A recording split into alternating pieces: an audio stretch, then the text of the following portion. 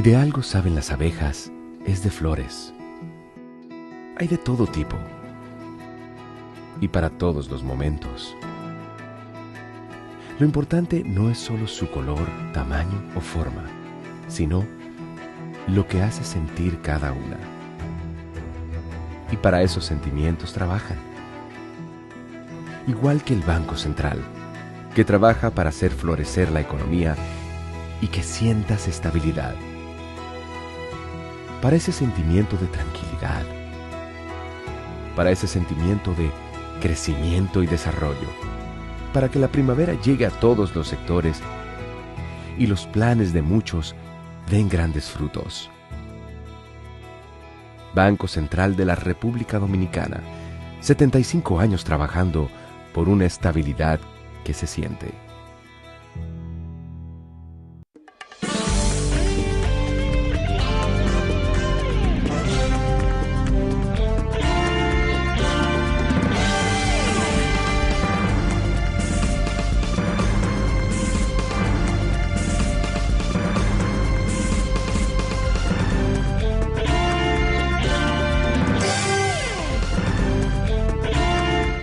Muy buenas tardes, amables televidentes. Bienvenidos a su cita diaria, crepuscular y nocturna en Teleimpacto, que es al final de la tarde despidiendo el sol y comenzando la noche.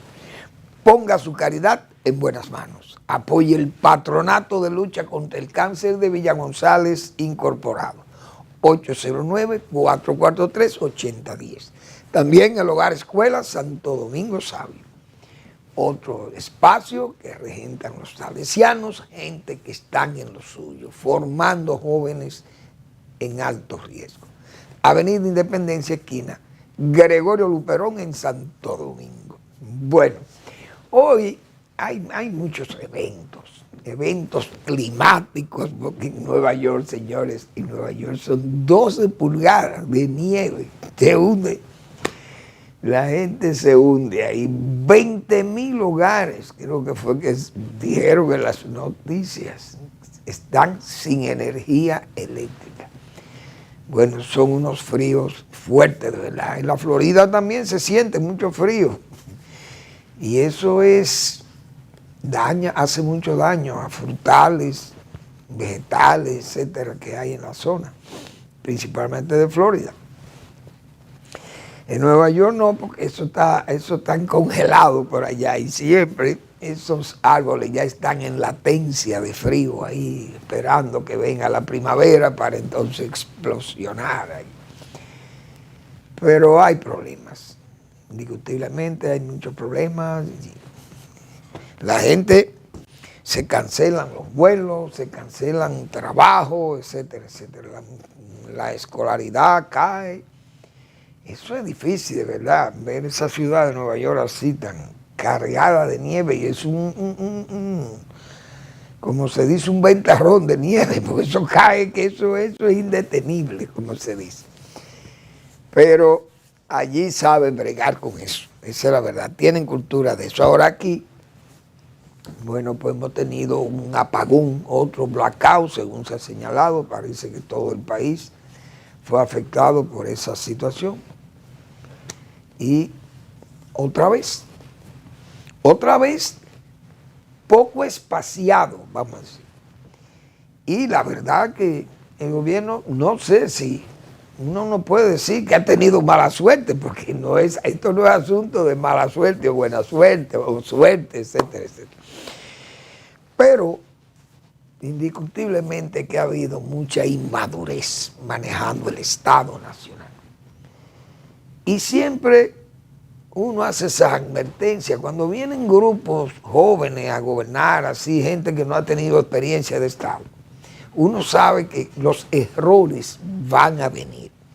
Se van a cometer muchos errores, y más que todo el entramado es novicio, porque si usted tiene un presidente curtido, por ejemplo, ya entrenado y dice, bueno, necesito en áreas estratégicas, esas áreas básicas, fundamentales, necesito gente de experiencia y manejo aquí, porque no puedo arriesgar las cosas del Estado, la estabilidad del gobierno, la seguridad del Estado, etcétera, etcétera. Porque usted no puede poner como jefe a la Fuerza Armada, bueno, eso no, porque ahí los grados y la jerarquía hay que respetar. Pero lo que ha pasado, que hay algunas instituciones, gente que llega sin experiencia, que no conocen de nada y cometen muchísimos errores. Y entonces se reflejan en una mala administración pública. Y así ha pasado. Entonces, ya vemos que ha sido recurrente esa crisis y me apena, digo uno que le apena porque también se hacen unas acusaciones irresponsables porque se quiere señalar a alguien como culpable de esa situación. Pero eso no necesariamente puede ser un daño o un problema humano, puede ser también un problema climático que pueda incidir en esto, puede ser un problema de, qué sé yo, de altas tensiones, no haya un control de esas cosas, de la corriente, no sé cómo llamarle, una estación que no está tal vez bien servida, bien atendida, o las alertas, se pierden las alertas, quizás lo que tienen que darle a un switch están durmiendo o están borrachos, quién sabe, o se apartan de su trabajo, puede ser una irresponsabilidad de ese tipo también, pero es una situación que agrava más al país. Entonces, oigo sectores, algunos voceros y algunos vocingleros, porque esos son vocingleros, al presidente que quite inmediatamente del cargo al señor Celso Marrancini. Pero a Celso Marrancini está como el caso de Julio Sauri,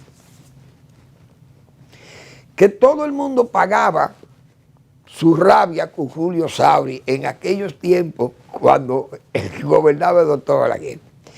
Pero Sauri era el que tomaba, como dicen, el punching back, como se señala en los boxeadores, cogía los golpes. Pero Balaguer era consciente que había un déficit de producción de energía, que tenía que haber apagones, que no había suficiente dinero como tienen estos gobiernos ahora, que tienen dinero de más, porque cuando Balaguer había dinero, pero en la bóveda extranjera, y a él no le gustaba el préstamo. Pero a esto le gusta el préstamo. Esa tiene la diferencia. Entonces, Balaguer no quitaba del cargo, no lo separaba a Sauri. ¿Por qué? Porque Balaguer sabía que el problema no era Sauri, que el problema era él, que no daba el dinero o el país no tenía los recursos para la expansión que había y eso daba apagones. Sauri se inventaba muchísimos cuentos, como se dice, bueno, chichigua, unos tenis que le tiraron a unas líneas y eso trajo un problema. Ahora, ese tipo de situaciones de blackout, por ejemplo, así, no se daban esos casos tan corrientes, porque había un mejor equipo distribuido en todo el país y ahí no había bisoñez en ese manejo eléctrico aquí. Usted tenía un Cortorreal ahí, óigame, y un Sauri, y esa gente se sabían todos los puntos débiles del sistema. Bueno, entonces a Julio Sauri se le pegaban, como dicen, todos los fajos en esa época. Bien, ese señor que incluso fue acusado de robo y ha sido uno de los funcionarios más honestos que ha tenido este país, Julio Sauri. Entonces, siempre tuvo muchísimos enemigos fortuitos, o, gente que hablaba y criticaba y el apagón, todo era la culpa de Julio Sauri. Pues bien, aquí ahora toda la culpa la tiene Celso Marrancini. Pero resulta que Celso no transmite energía. Celso Marrancini lo que hace es que produce energía en Catalina y al mismo tiempo la distribuye. El control lo tiene él, la distribución de la energía por vía de las distribuidoras. Pero la transmisión de la energía es de la ET y tiene un director que nombra ahí el presidente de la República, que incluso en el apagón anterior sustituyó del cargo a Martín Robles. sin Martín ser el culpable del caso, pero bueno, él era el titular de la institución y lo sustituyeron. Van a sustituir el de ahora, porque se convertiría todo eso en un relajo prácticamente. Ahora, Celso no tiene que ver con esa distribución en línea. Eso le pertenece a la empresa de transmisión eléctrica dominicana que se llama ET. Ahora, usted no puede estar en todos los sitios, usted no es ubicuo. Entonces hay gente que se ha cargado contra Celso Marancini. Entonces Celso Marancini está, como el caso también, por eso le hago ese símil con Julio Sauri, que Julio Sauri entonces después que salió del cargo y pasó años en pobreza, entonces la gente se dio cuenta que el hombre no era corrupto, que no era ladrón. Entonces una figura prosérica de este país, se puede decir Julio Sauri. Entonces uno tiene que ser serio en estos asuntos y dejar esas. Pero bien, vamos a esperar que el gobierno, el presidente anunció que esta tarde a las 5 iba a llegar la luz, por lo menos por mi casa llegó. La palabra del presidente se cumplió. Parece que le dieron seguridad de que las cosas se iban a regularizar y que ya a esa hora estaría una amplia cobertura de energía ya distribuyéndose a nivel nacional. Y se ha cumplido. Por suerte no pusieron el presidente a hablar cosas disparatadas, por suerte. Bueno, entonces, pero hay otros eventos. Hoy yo leí 2 artículos. Uno de Andy Daguaj, sobre la ganancia de los hoteleros. Y sería bueno que David Collado le explique al país si puede, porque eso también él dirá que no maneja esa parte de los impuestos. Pero ese trabajo de Andy Daguaj sobre los hoteleros que declaran pérdida, no ganan, pero siguen el negocio. Y además invierten más. Y cada día, cada año vienen más. Y ustedes ven cómo el ministro de Turismo se entusiasma diciendo, no, miren, en el 2025 se invirtieron $6,000 millones. Muy bien. Y en el 2026 se negociaron en Fitur $13,000 millones para inversión aquí. Muy bien. Pero resulta que cuando comienzan a trabajar y ganan dinero, dicen que pierden dinero. Entonces, la Dirección de Impuestos Internos, según Andy Daguaj, ha dejado de cobrar más de 120,000 millones de pesos a los hoteleros. Y entonces, David Collado, que es el ministro, pero además es un gran promotor, sería bueno que le digan a los dominicanos por qué es que los hoteleros no se les cobra. ¿Por qué no actúan con limpieza? ¿Por qué? Porque según señala Andy Daguaj, el Banco Central sí le señala las ganancias que tienen de 80 y 86,000 millones de pesos en las operaciones hoteleras. Y un pírrico 1.200, 1.300 millones de pesos es lo que pagan de impuestos. Lo poco que pueden pagar, pero la gran mayoría declara pérdida. ¿Y qué negocio es este? Así que el gobierno o David Collado, que llame a capítulo sus hoteleros que son muy favorecidos y que además también vienen y el dinero se lo facilitan los bancos dominicanos, de los fondos de pensiones y de esos fondos que están ahí de ahorros. Se le facilitan para las inversiones también de los hoteles y también declaran pérdidas, no ganan, pero siguen invirtiendo y crecen y más cadenas y vienen más. La verdad que ese es un artículo que está muy bien redactado, ese del señor Andy Daguaj, porque pone el dedo en la llaga con ese asunto. Inversionistas masoquistas, dice Andy Daguaj en su artículo hoy. Así que hay que a David Collado que le explique a esos inversionistas que hay que pagar los impuestos cuando hay que pagar los impuestos, porque también tienen exenciones, y si tienen exenciones, pues no se le cobran porque tienen exenciones. También hoy la señora Ligia Bonetti escribió un artículo muy interesante también, y que deben leerlo todos los empresarios, porque ella dice que es un absurdo ver cómo sectores de este país están pidiendo una reducción en el horario laboral. Y ella dice, pero ¿cómo es que vamos a reducir el horario laboral? Y es verdad, en un país que ni siquiera ha despegado firmemente para el desarrollo, por las deficiencias que tenemos educacionales, de productividad, que aquí cuántas veces hemos hablado nosotros de la productividad y de la competitividad, por lo menos para el sector agropecuario. Pero el sector industrial, empresarial, comercial, aquí todo el mundo sabe el bajo rendimiento que hay en muchas empresas. Porque el sistema productivo nacional tiene esas fallas, aquí no es, fíjense que la gente cuando sale a esos países desarrollados, yo recuerdo cuando la gente llegaba a Nueva York, que usted trabaja aquí muy cómodo, y hacen siesta y todo eso. Ah, muy bien, pero en Estados Unidos cuando llegaban, señores, ahí no le dan tiempo a uno ni a respirar, porque así es que te pagan. Son 8 horas, pero ahí no se queda un minuto usted y que barajando y hablando de política o hablando de la bachata y quién era que bailaba mejor, como se estila aquí. Eso no sé, allá no es así. Allá es 24 horas usted le dice, mira, hay que mover latas de aquí a acá. Y le pasan 2 millones de latas, porque ya ellos tienen eso calculado, de que en 8 horas de labor le van a pasar 2 millones de latas por ahí, pero esas latas tienen que ponerse aquí. Y usted no puede ni pestañear, como se dice. Entonces yo creo que ese artículo de doña Ligia Bonetti, que está en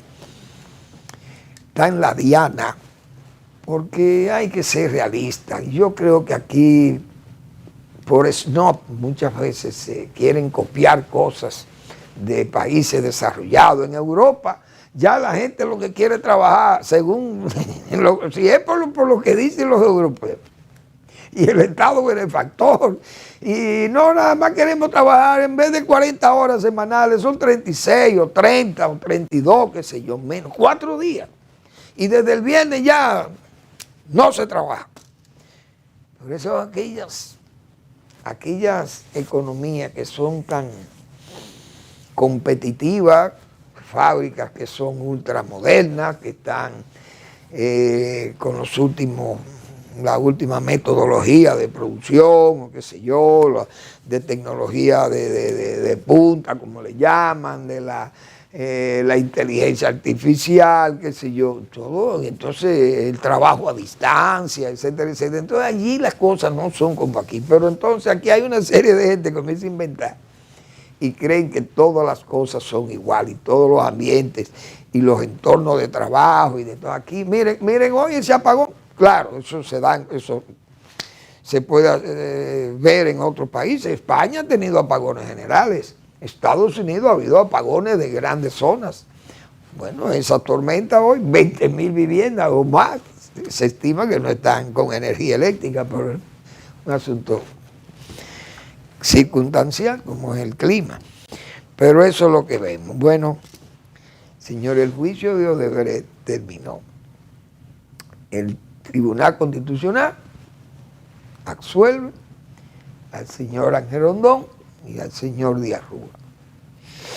Y la verdad, que uno se pone a ver, ¿qué va a pasar con los jueces? Esas juezas que fallaron ese caso en primera instancia, cuando condenaron a Rondón y a Díaz Rúa. Entonces, pone a uno con tantas dudas, porque esas jueces mañana, como hacen carrera judicial, mañana van a las altas cortes y lo promueven allí y terminan siendo jueces constitucionales, jueces de la Suprema Corte de Justicia, etcétera, etcétera. Pero con fallos como esos no se puede llegar a los puestos mayores, porque ¿qué objeción hay que hacerle a un juez que tome una decisión de usted? Condenar a una persona, lo condena a 5 años de cárcel, más las costas, los gastos, bueno, todas esas cosas que se derivan de un juicio de eso. Condenarlo por soborno, pero sobornó la nada humana, porque ¿a quién fue que le dieron el dinero? Entonces una cosa tan sencilla como esa, un juez que se respete, tiene que decir, no, mire, esta gente yo no lo puedo condenar porque Porque es que no hay, a lo que se le pagó el dinero, no aparece. Y si no está a lo que se le pagó el supuesto dinero, entonces ¿cómo se puede condenar a una persona así? Eso era una cosa que todo el mundo sabía que eso tenía que caer, porque fue una injusticia juzgar así. El otro caso de Díaz Rúa, por un hecho que no lo habían puesto en el expediente de la ¿cómo fue? De evasión, como de bienes, en su declaración de bienes, y no. Pero una cosa que no estaba ni siquiera en juicio. Entonces esos jueces fallaron eso. Fueron a apelación, igual en apelación. Ahora, ¿qué va a pasar con ese grupo de jueces? Porque hay que reeducarlo o decirle, miren, si ustedes no tienen pruebas, usted no puede condenar a una gente. Entonces, ¿con qué pruebas que van a condenar? ¿Qué cargos son los que hay? Porque si usted le dice, mire, es por soborno que lo voy a condenar, muy bien. ¿A quién le di el dinero? Pero como entonces venía lo político, porque ese es el problema de este país. Miren dónde terminó. En un juicio ya vacío de contenido, como se dice, porque ya ahí no hay nada, porque no se podía juzgar a esa gente, no se podía condenar, mejor dicho. Juzgarlo sí, pero condenarlo no. Y ahí está, han quedado, como se dice, en una fea realidad para el Ministerio Público. Y además, sabiendo este Ministerio Público que no debió darle continuidad a ese adefesio que se hizo en el gobierno de Danilo Medina, que uno sabe que eso fue un show, porque usted busca 14 gente por un caso de corrupción y al final todo lo que estamos en estos medios dijimos en esa vez, eso no va para ningún lado. No solamente Miriam Germán, dijimos, miren, eso nada más va a llegar para meter preso a Ángel Rondón y a Díaz Rúa. Eso es el único interés que hay en esto. Después toda esa gente que está ahí, eso nada más es relleno. Y ahí están de relleno. Todos salieron del juicio. Menos los dos que tuvieron que ir hasta los últimos tramos de la justicia, como se dice, para poder ser liberado de esa acusación. Entonces, repito, esos jueces de primera y de apelación que fallaron esos dos casos, esos son los que van a después a estar en la Suprema Corte de Justicia y en el Tribunal Constitucional. Vamos a la pausa.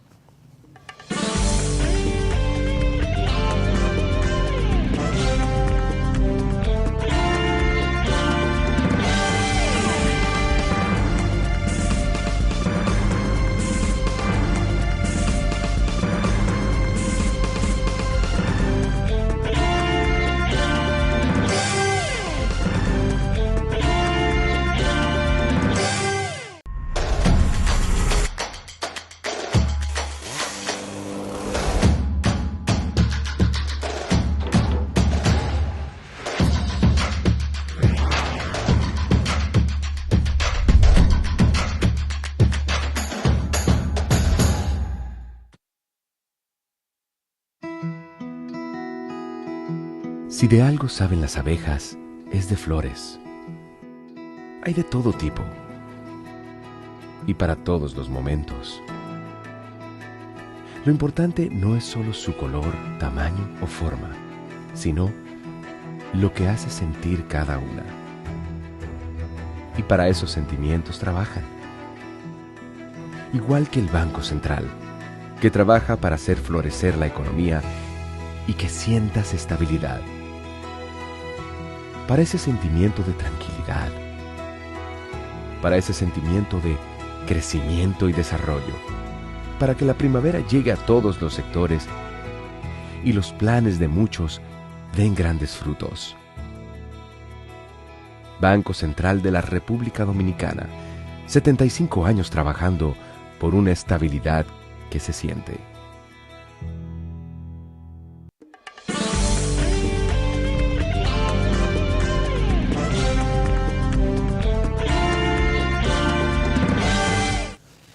Bien, la verdad que el espíritu inaugurador que ha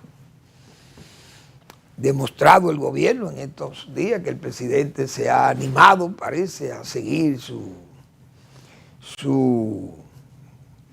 continuas visitas, imparables visitas, típicas de el gobierno coloquial, como yo he llamado. Esta vez el presidente se está desplazando a inaugurar un espíritu inaugurador. Estuvo por Monción, bueno, un Picasso para el acueducto que se inicia por allí, el desvío del núcleo del río Guayubincito para fines de construir una presa allí, en boca de los ríos.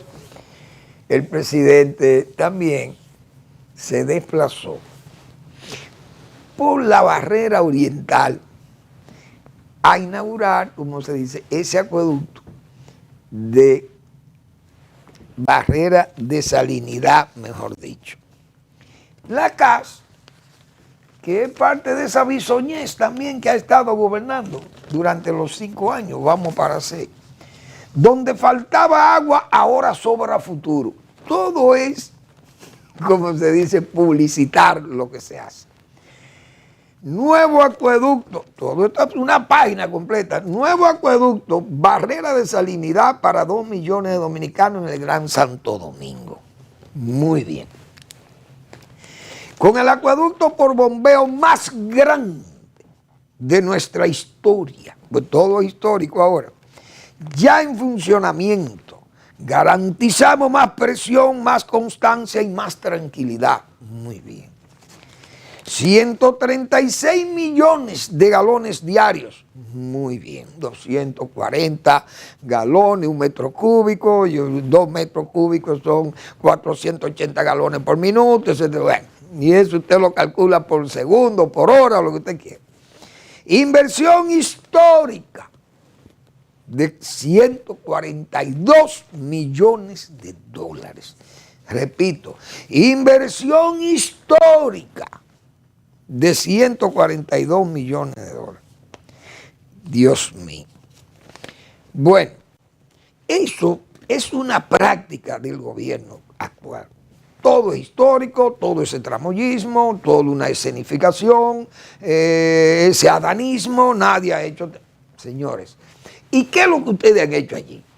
Porque ya eso prácticamente estaba, no voy a decir que estaba hecho en su totalidad, pero ni siquiera hay una...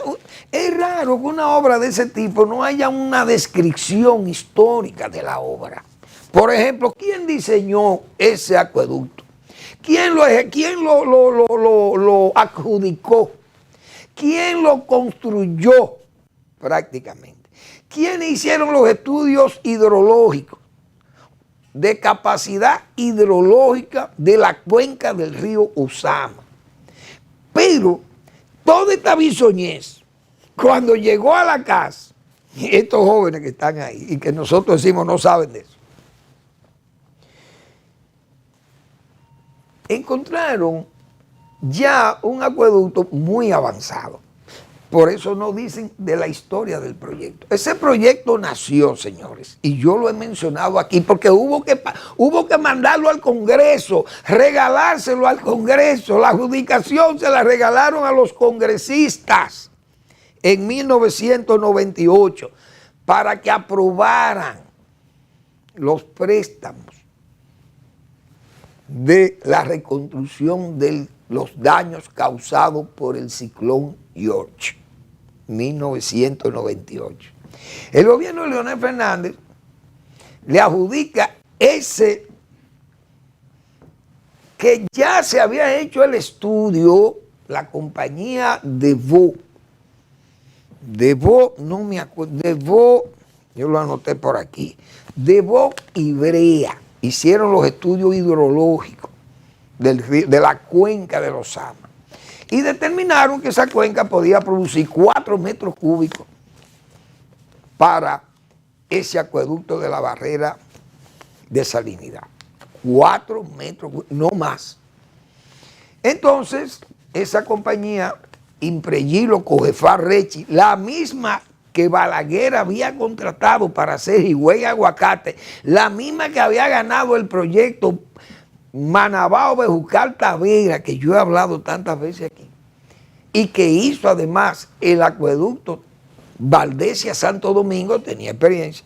Entonces esa gente se le adjudicó esa obra para que la construyeran en el gobierno de Leonel Fernández, pero no dicen nada, la historia del proyecto. Entonces esa compañía, junto a una compañía dominicana que se llama Sinercon, hicieron los estudios para la transferencia de esa agua, bombear el agua y llevarla ahí a las salas de tratamiento y todo aquello. ¿Y qué pasó? Señores, eso se diseñó para 104 millones de dólares, ese acueducto. Pero fíjense cómo dice, 142, es decir, tiene 40 millones de dólares más gastado que lo que se presupuestó ese acueducto. Claro, los tiempos van cambiando, pero hay otra parte de la historia, que es bueno que la gente sepa cómo es que se hacen las cosas aquí.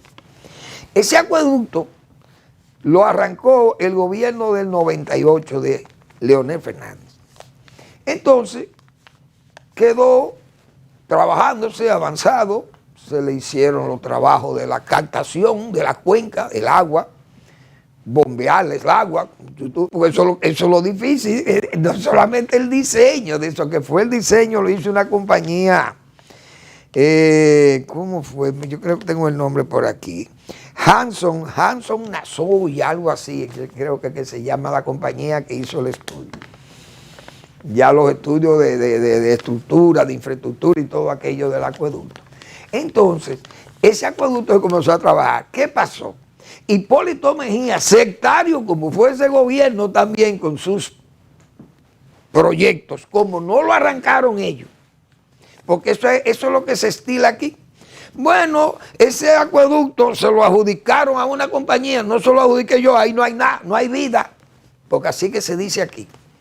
Entonces paró el proyecto. Muy bien, se paró el proyecto. Y cuando mandó la reelección entonces en el 2004, quiso apurar el proyecto para inaugurarlo. Y no había posibilidad de inaugurar algo que todavía no estaba listo. Así es que se maneja el cobre aquí. Entonces, cuando regresa Leonel Fernández al poder en el 2004, siguen el trabajo de ese proyecto de acueducto de la barrera de salinidad. Y ese proyecto se siguió trabajando en todas las instalaciones, zanjado, tuberías, bombas, etcétera, etcétera. Casas de máquinas, puntos de tratamiento con clorinación, qué sé yo, filtro de carbón activado, si llevan eso, no lo sé si lo llevan, pero la clorinación directa a gas probablemente. Entonces, todo aquello, eso es un complejo grande, estamos hablando de 102 millones de dólares. Se va Leonel Fernández y el proyecto queda ahí para continuidad. Pero la CAS estuvo manejada por el gobierno de Danilo Medina en forma equivocada. Otra bisoñez. Ponen una persona allí sin conocimiento. ¿Y qué pasó? Pararon el proyecto porque Danilo Medina, sectario también, no quería darle continuidad a una obra que la inició Leonel Fernández. Por ese mismo problema del sectarismo político, porque así es que son. La obra años parada en el gobierno de Danilo Medina. Una obra que ya estaba prácticamente casi para servir. Se paró el proyecto. Ese señor de la casa, Montazo, director pésimo, cancelaron el proyecto de las aguas negras, que era por gravedad, ahí en la Susa, y se metieron en la planta que está allá en la Jacobo Magluta, una planta de tratamiento que vale, que costó como 300 millones de dólares y no funciona, porque eso tiene que bombearse para allá y no se está bombeando, no se está haciendo nada, está parada la obra esa. O mejor dicho, parada, no de construir, ya está construida, pero está parada por infuncional. Sin embargo, el proyecto de que tenía la CAS para la zona esta de la Susa, lo pararon. Este acueducto, entonces, cuando llega este gobierno, la bisoñez Miren, nosotros queremos, en vez de 4 metros cúbicos que tiene ese proyecto, queremos llevarlo a 6.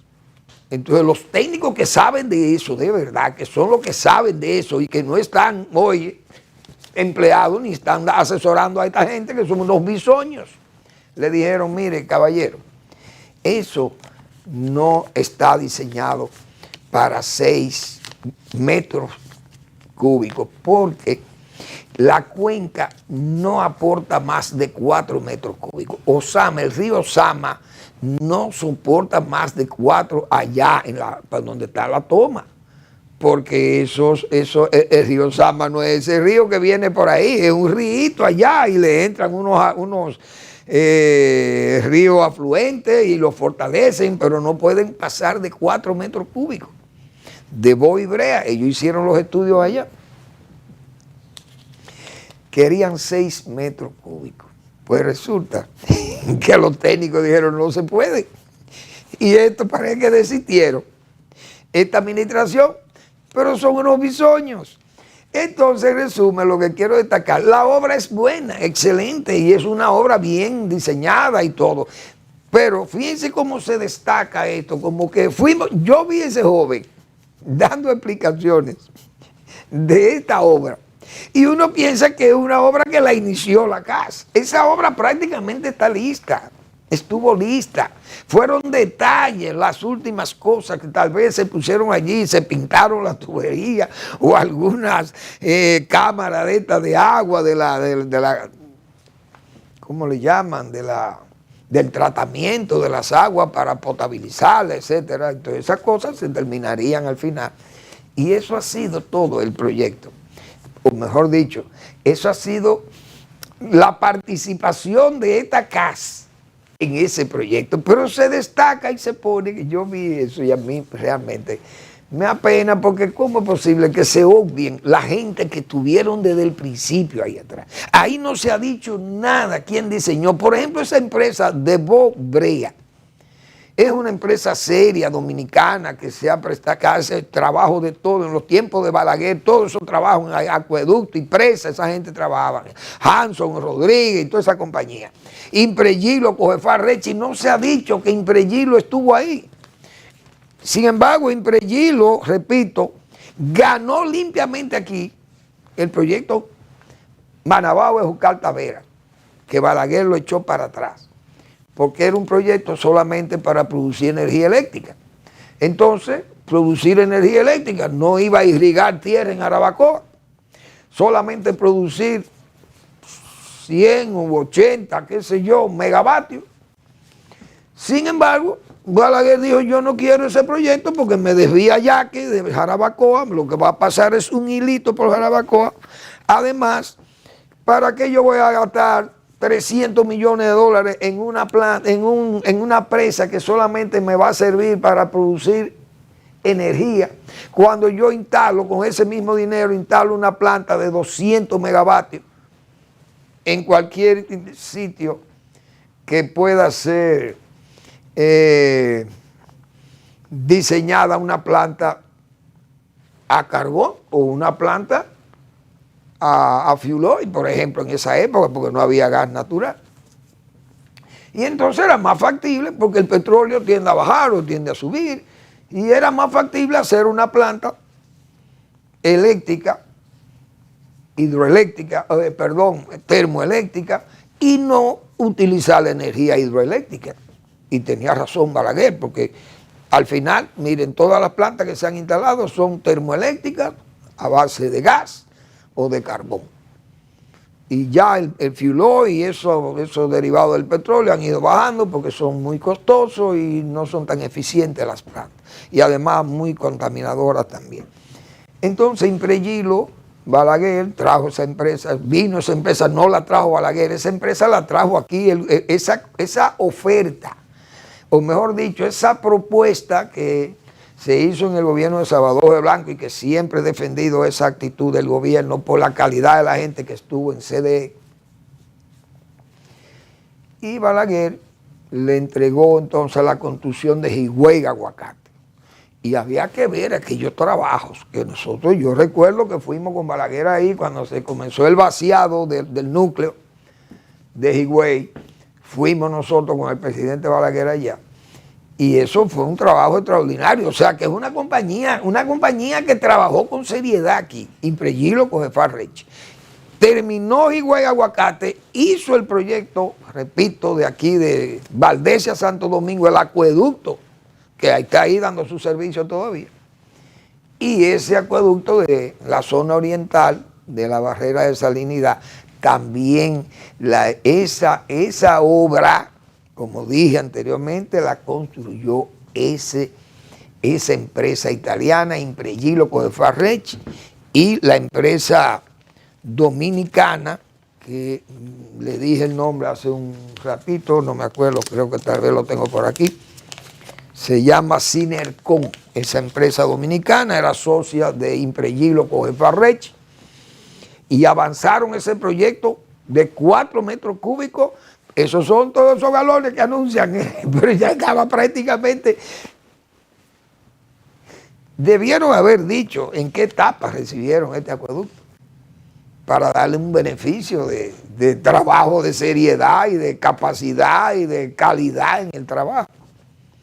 Pero no han dicho nada, simple y llanamente que va a producir 136 millones de galones y que se invirtieron históricamente 142 millones de dólares.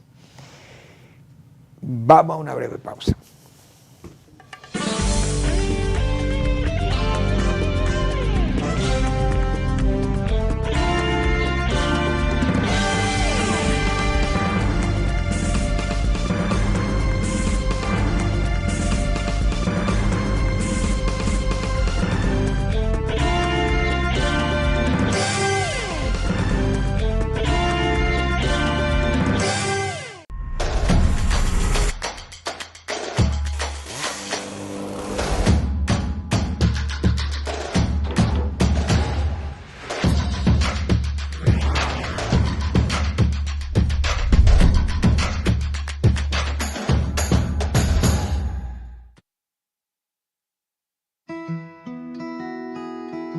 Si de algo saben las abejas, es de flores. Hay de todo tipo y para todos los momentos.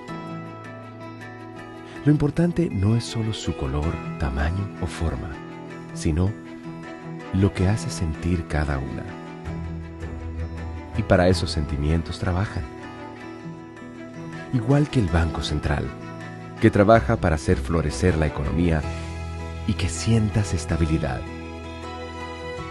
Para ese sentimiento de tranquilidad, para ese sentimiento de crecimiento y desarrollo, para que la primavera llegue a todos los sectores y los planes de muchos den grandes frutos. Banco Central de la República Dominicana, 75 años trabajando por una estabilidad que se siente.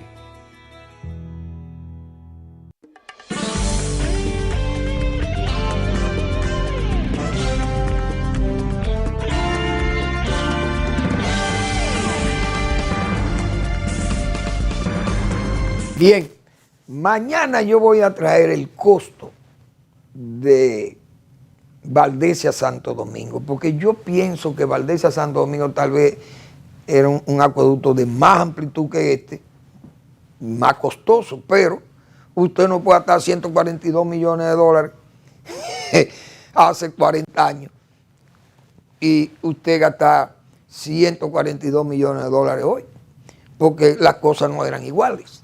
Entonces aquel tal vez, siendo más grande que este, por lo menos es más importante también, y es más grande que este, yo casi estoy seguro, pero tal vez no lo sé, pero tengo que averiguar. Tal vez costó poco dinero, entonces no es histórico decir que por primera vez gastamos 142, pero claro, pues los tiempos de hoy no son los tiempos de ayer. La Chuchi tal vez costó 5 millones, no costó 5 millones de pesos.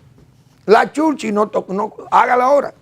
Ahora sería histórico hacer la Chuchi que cuesta 400 millones de dólares. Le costaría fácilmente a uno de estos gobiernos, porque son un gobierno gastador y son bonos y cosas de eso. Pero Balaguer hacía su cosa a chorritos, como dice, a pesitos. Bueno, bien, el gobierno va a inaugurar mañana el metro, la línea 12 del metro. Eso está muy bien. Y ese es el espíritu inaugurador. Muy bien que el presidente se estimule, pero la gente, yo vi hoy ahí en una foto a Adelín y Ascensión como de los asesores de eso de transporte, señores. Yo no sé, el presidente como que debió por lo menos no enseñar a ese caballero, porque es que ese caballero fue inefectivo en sus funciones. Y usted tener esa persona ahí que de asesora y ya esa gente con ese metro, y usted ve esa figura de ese señor ahí, cualquiera dice, mire, yo no creo tal vez en el metro, que la gente debe por lo menos, claro, tener sus previsiones, pero es una obra que se supone que habrá sido bien supervisada, por lo menos en las finales, porque no van a exponer al presidente a entregar allí un toyo, aunque lo han expuesto, lo han puesto, no lo han expuesto, no lo han puesto a inaugurar toyo al presidente. Va y inauguran un acueducto y después no hay agua. Verbigracia y esta jaina. No tienen agua. Bueno, señor, el PLD hizo ayer otra de esas Daniladas.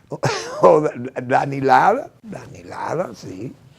Bueno, Danilo Medina, yo no sé por qué persiste en el error, y siempre hemos dicho aquí que lo malo de un error no es cometerlo, sino persistir en él. Señores, y ese partido revolucionario, el Partido de la Liberación Dominicana, ese injerto, ¿cómo fue que yo le llamé aquella vez a Gonzalo? Esa pócima, ese remedio mágico que fue en aquel momento, esa candidatura de este joven. Todo el mundo sabe, a Danilo Medina quiso imponer a aquel chico por la vía del poder y el dinero. Y miren, están en justicia por el dinero. 21,000 millones de pesos. Camionada del Banco de Reserva transportando el dinero obtenido en forma, a todo el mundo se está juzgando el caso. Y ustedes verán que las pruebas son abrumadoras. Y todos los que participaron se confiesan como testigos. Testigos presenciales de todos esos actos y beneficiarios de esos actos dolosos. Entonces, ese es el candidato que sacó 37. Pero ellos piensan, tal vez Danilo piensa, o su gente y todo ese grupo de vicarios que él tiene ahí en el PLD, que ese 30 se mantiene cuando ya ese 30 se fue a la Fuerza del Pueblo y al PRM. Estarán gente ahí en el gobierno, muchos de esos partidos pequeños que siempre están aliados al poder, y entonces todos estaban en el PLD, eran como 30, y todos estaban en el PLD, se fueron al PRM por el poder. Ahí están anidados, pero esos votitos también eran de Gonzalo. Pero Gonzalo puede tener 37, o sea, ellos están pensando así, porque Danilo Medina parece que es infantil. Pero o cegado, o obtuso, o no sé qué es lo que le pasa, si es que ha perdido el buen juicio. Entonces, han venido con como queriendo impresionar con este remedio, lo que va a traer más división en ese partido.